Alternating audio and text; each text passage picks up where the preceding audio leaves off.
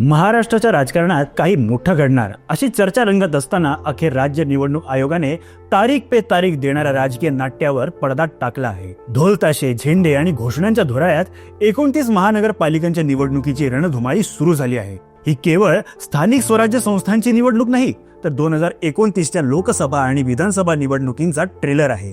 King maker कोण ठरणार आणि किंग कोण होणार याचा फैसला आता थेट मतपेटीतून होणार आहे।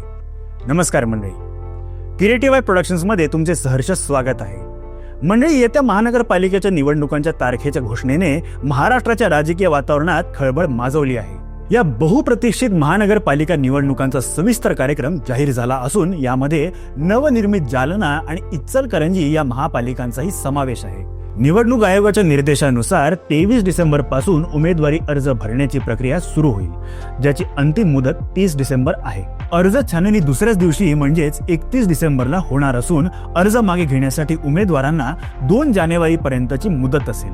महत्त्वाचे म्हणजे 3 जानेवारीला निवडणूक चिन्हांचे वाटप होणार असून प्रचाराची अंतिम मुदत या चिन्हांच्या आधारे गाठली जाईल। संपूर्ण राज्याचे लक्ष लागलेल्या या महापालिकांसाठी 15 जानेवारी रोजी मतदान होणार असून 16 जानेवारीला मतमोजणी होऊन महाराष्ट्राला 29 शहरांचे नवीन महापौर आणि प्रतिनिधी मिळणार आहेत।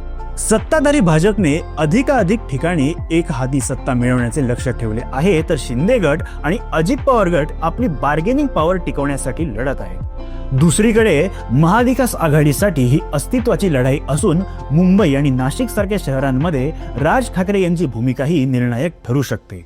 पुणे पिंपरी चिंचवडमध्ये भाजप आणि अजित पवार गटाची संभाव्य युती होते की नाही आणि मुंबईत ठाकरे बंधू एकत्र येतात की नाही या वाटीघाटीवर महाराष्ट्राचे आगामी राजकीय भवितव्य अवलंबून आहे। निवडणुका जाहीर झाल्यामुळे संपूर्ण महापालिका क्षेत्रात तातडीने आचारसंहिता लागू झाली आहे। आचारसंहितेचा मुख्य उद्देश निवडणुका शांत, मुक्त आणि पारदर्शक वातावरणात पार पाडणे हा आहे।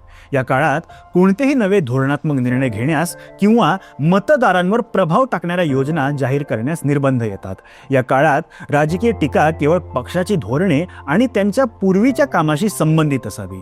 कोणत्याही उमेदवारावर किंवा व्यक्तीवर वैयक्तिक टीका करण्यास मनाई असते। पैसे, मद्य किंवा भेटवस्तूंचे वाटप, जातीय किंवा धार्मिक भावना भडकवणारी भाषणे यावर निवडणूक आयोगाची करणी नजर असते। थोडक्यात महाराष्ट्राच्या राजकारणाची दिशा ठरवणारी ही मिनी विधानसभा आहे। एका बाजूला सत्ताधाऱ्यांचे विकास आघाडीचे दावे आणि दुसऱ्या बाजूला विरोधकांच्या युतीचे आव्हान।